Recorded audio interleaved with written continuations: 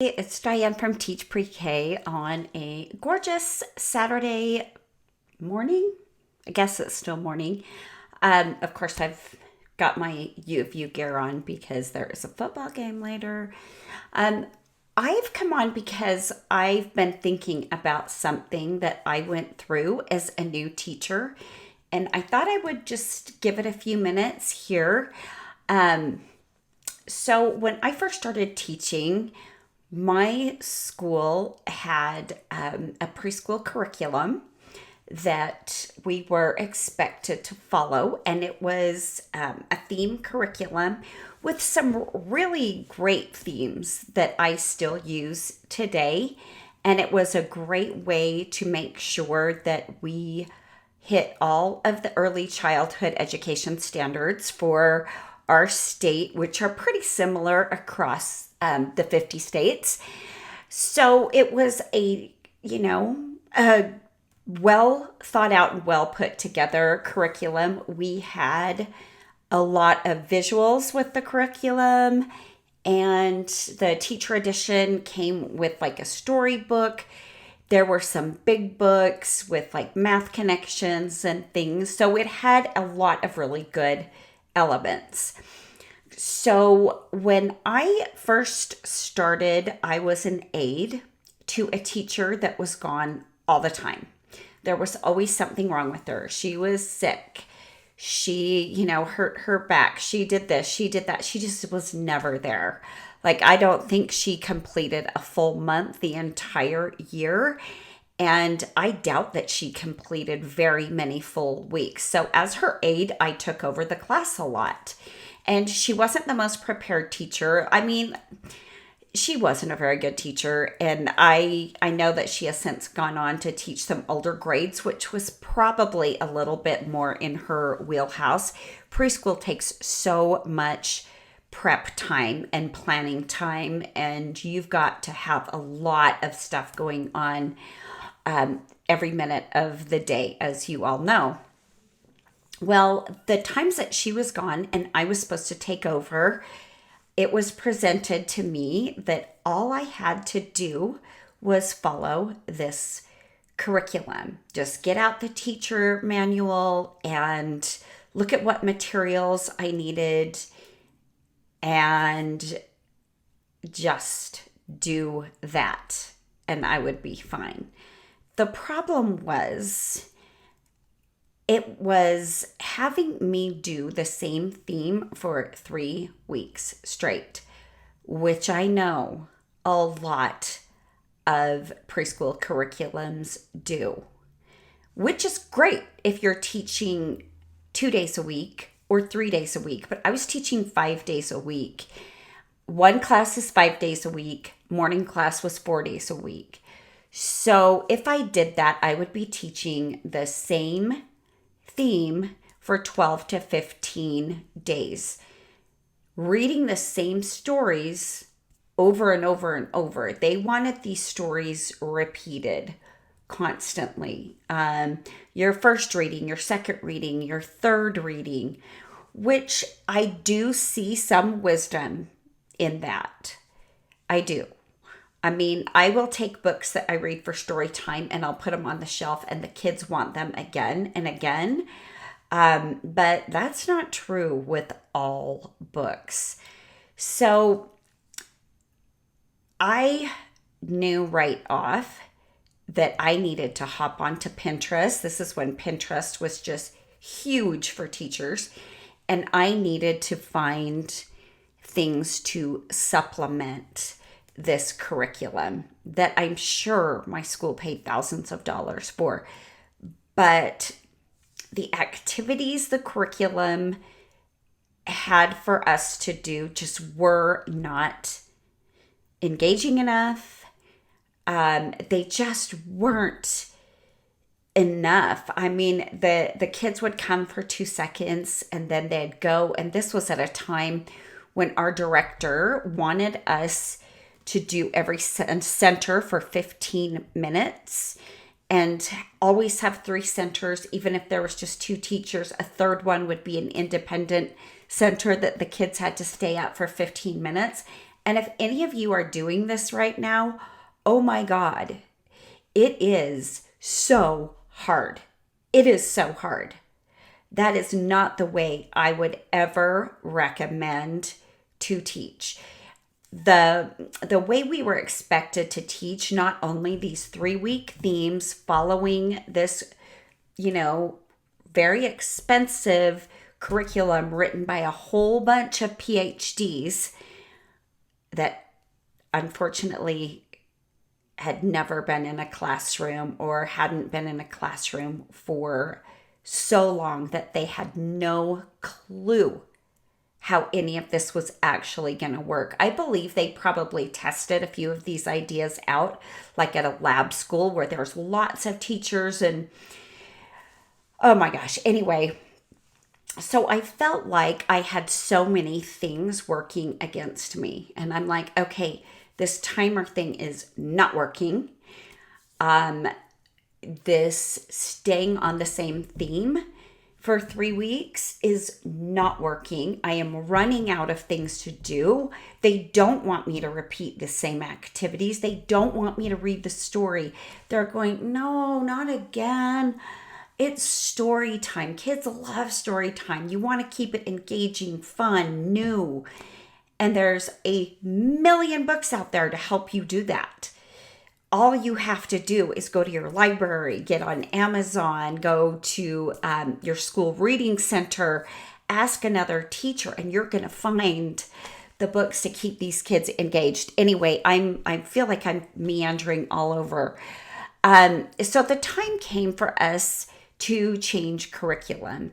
So then we went into a different Houghton Mifflin curriculum called Frog Street. And I see, they have events all over and there's Fanny Frog and all this stuff. It was better. It was better than that first curriculum, but still, the books that they provided that were written by these PhDs who wrote the curriculum, I remember reading one. It was The Frog Prince, and it was the point in the curriculum where we're supposed to read that to the kids. And so I'm reading it, and the teacher teaching the same classes as I am down the hall is reading it. We get out to recess, and I'm going, did you read that Frog Prince book? And she goes, yes, who wrote that thing? And I'm like, I know. That was the worst thing. I kept flipping pages going, did I miss pages? There was no clear beginning, middle, and end. And this is a fairy tale that is fairly well known and has probably been around for hundreds of years. And I'm just saying they found a way to mess that up. So anyway, I found I was having the same problems. So that same teacher and we got together and we would come up with different activities. We shortened the time we would do the themes. We brought in themes that we just thought this would be a fun theme to do. Let's do gingerbread. Let's do, forest animals. Kids love animals. Let's, instead of just doing seasons, let's do a whole week of fall and do leaf hunts, and then let's do pumpkins. And, we really expanded what the preschool had been doing in the past. And had we stuck to that, I'm sure it was thousands of dollars, that curriculum, we would not have elevated our preschool to the high standard where it still is today. And I wouldn't have a TPT business because it was having to fill all those holes in the curriculum that started to make our preschool better. And it started me selling on Teachers Pay Teachers because I was like, well, I'm making stuff all the time because our curriculum sucks. So I'm going to add some stuff. And then I started putting my own units together. And I have to say now that is what we use. We just use, the years that, this other teacher and I put kind of our own curriculum together, following those state core standards and using that expensive curriculum as kind of a roadmap, both of things to do and things not to do. We reach to what I've got to say is just like the perfect balance of, what's working better for the kids. We ditched the timer idea. Kids stay at our centers, as long as it takes for them to do whatever activity or game that we have planned. But the games are also fun and engaging and always super hands-on. So they like them. It's, it is a realistic way to teach. It's not like, oh, this worked in a lab school where you have dozens of students with these kids. This works in a real school where you're lucky if you have one aide and you've got up to 14 or 15 kids. So I want you guys who are teaching from a set purchased curriculum, I want you to really think about, okay, well, hopefully you have the freedom to do this, because sometimes directors are like, we paid so much for this, we are following this. Like, I know the creative curriculum will do something like wheels for 3 weeks, balls for 3 weeks. And like I said, if you've got a 2-day-a-week class or even a 3-day-a-week class, you're going to be fine. But if you have a 5-day-a-week class and if you go all day, you're going to run out of stuff to do. The kids are going to be so bored that third week. It's going to cause classroom management problems. I feel like making sure that the kids are excited about coming to school because things are changing and they're going to learn something new. Yes, you are going to take things from the past few weeks and take them as, okay, we know this, let's build on that in this unit. They're going to enjoy it so much more. And you are going to be able to stop a lot of classroom management problems in their tracks, because I think the leading cause of bad and crazy behavior in preschool is boredom. I mean, it just is. Even if it's at circle time, excuse me, I gotta have a little sippy. Like, I know that when my kids are getting a little bored at circle time, it's time for me to break out a finger play, switch things up. It's kind of all about distracting and bringing them back to where you need them. They aren't meant to sit and listen to anything that long. You've got to get them up on their feet and have them doing stuff. But, and I'm not saying not being bored is going to solve all your classroom management problems. I would never do that. One thing, you guys, that I also was thinking about this morning was how, like, people are always saying, well, what if this happens and what if that happens? It's going to happen. Like, you are going to have behavior problems in your day. You are going to have kids that are defiant. You are going to have, some problem behavior that you're going to deal with. And there is no magic bullet. You are just going to have to find new and creative ways of handling those problems. And I'm telling you right now, my favorite way is to just switch things up, get them excited about doing something new. And, then if you have a child that might be misbehaving just for the sake of misbehaving, I've got, oh, shoot, Johnny, we've got like these cars that I know you're really going to want to play with at the block table. And I'm only giving, that choice to kids that are making good choices right now. So let's work on keeping your choices by making some good choices now. And it sounds terrible, like I'm using it as leverage, but sometimes that's all it takes. I'm not going to deprive kids from doing anything in my classroom. I might make him wait until a little later to have a turn at the card table. Not like really as a punishment, but just to kind of go, okay, let's work on that self regulation so that I know I can trust you at the block table and blah, blah, blah. But so I'm super curious about how many of you are using one of those super expensive curriculums that, that look so bright and shiny and wonderful, and are expected to follow it to the letter. Because, oh, I am feeling for you. And I hope that maybe you could share this video with your director. It doesn't make sense. The way you're going to keep the kids interested in school is let's give them variety. Now, I do some themes longer than other themes, especially if I know that the kids are super interested and they really, really love these themes. Like Halloween, I've got pumpkins that lead into Halloween. I'm doing Halloween stuff during Pumpkin Week too. My school celebrates Halloween, so I have the freedom to do that. Dinosaurs, there's no way I'm going to do dinosaurs for just 1 week.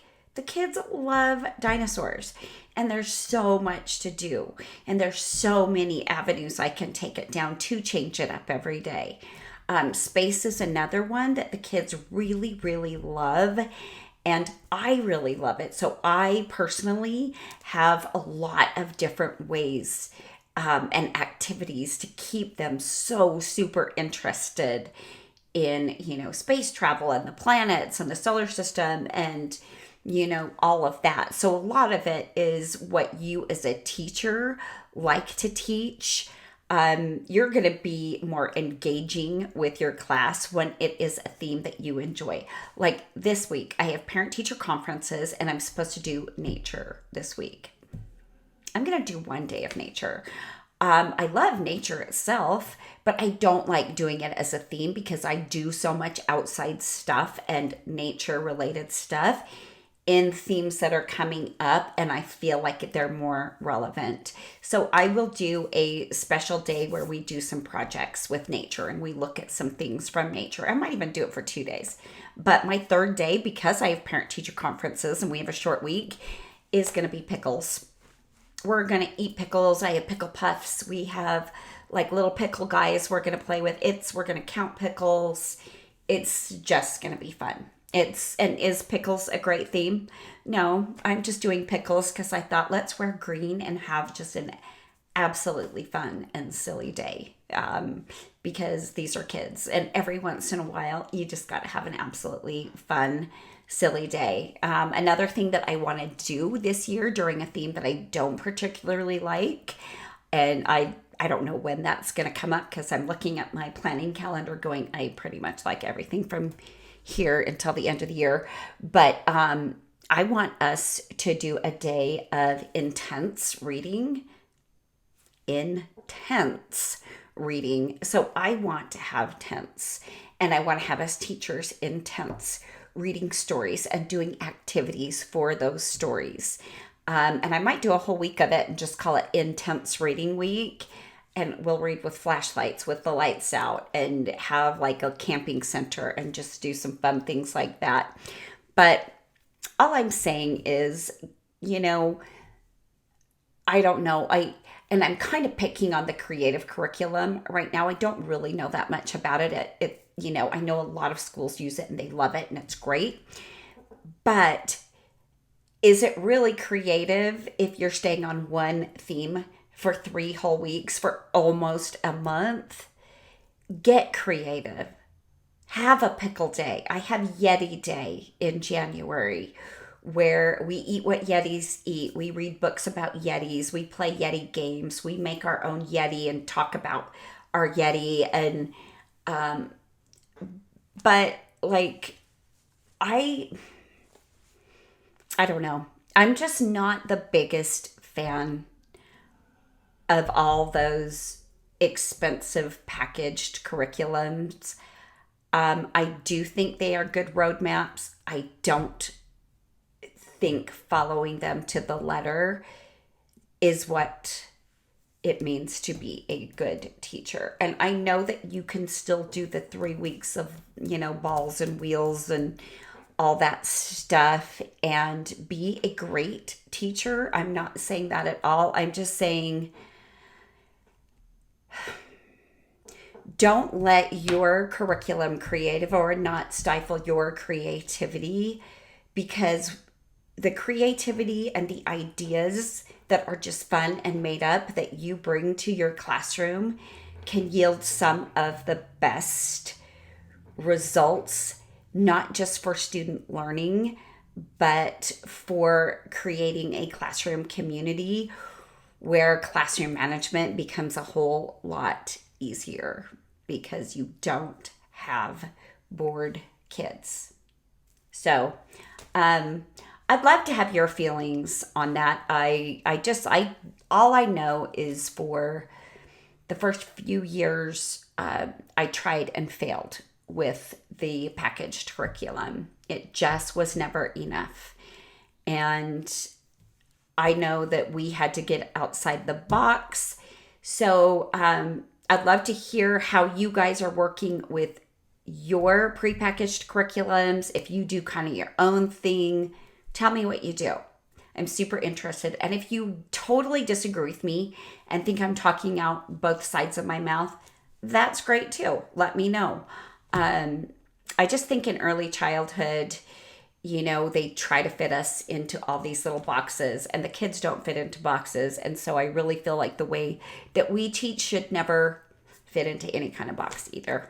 But that's just my feeling.